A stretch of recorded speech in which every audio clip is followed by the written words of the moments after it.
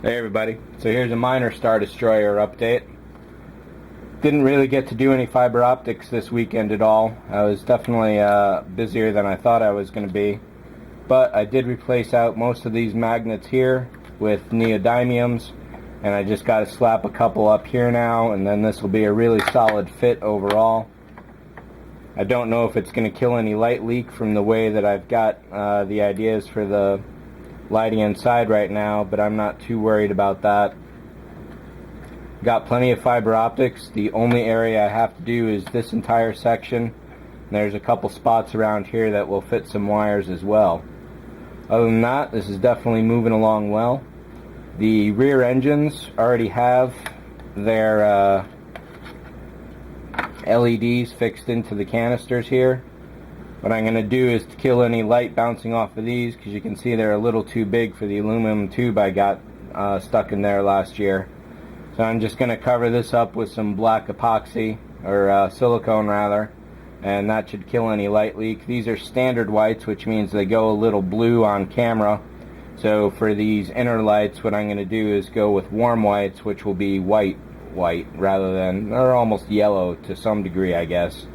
And as I mentioned in a previous video, one of the things I have to do is run single strands of blue and orange all around here. The landing bay here definitely needs some work on the lights. Those will have its own encased section here. That will not be a problem. I just really need to devote maybe 4 or 5 hours to this, and it'll be going well. One of the concerns was that having all this fiber sticking out of the trenches was going to cause some painting problems, but I don't know if it's going to show up on camera here. I just shot this with some basic white, and there are no problems whatsoever anywhere. So for painting, I just watched Star Wars yesterday just to catch up on any reference I could grab from the film. What I'm going to do is that there are a lot of little dark panels all over the place. So I'm going to shoot this with some much darker gray, and then mask off tiny little squares all over the place, go with a lighter white or gray on top of that, then peel off the masks, and that should be it for the painting really. There's not a lot of color on this whatsoever.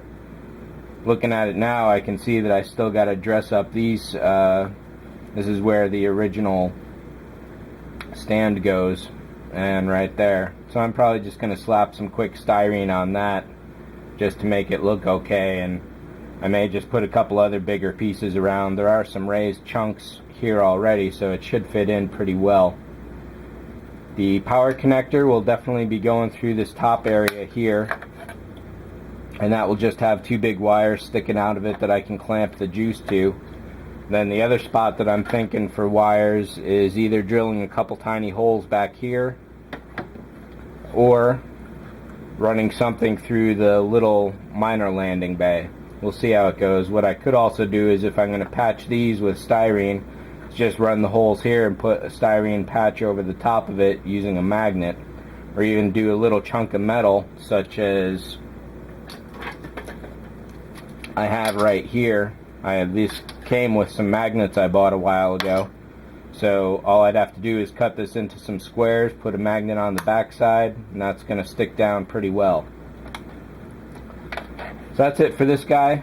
It's definitely closing in, like I say, maybe 4 or 5 hours, and this could be done. So hopefully this week I can devote that time to it.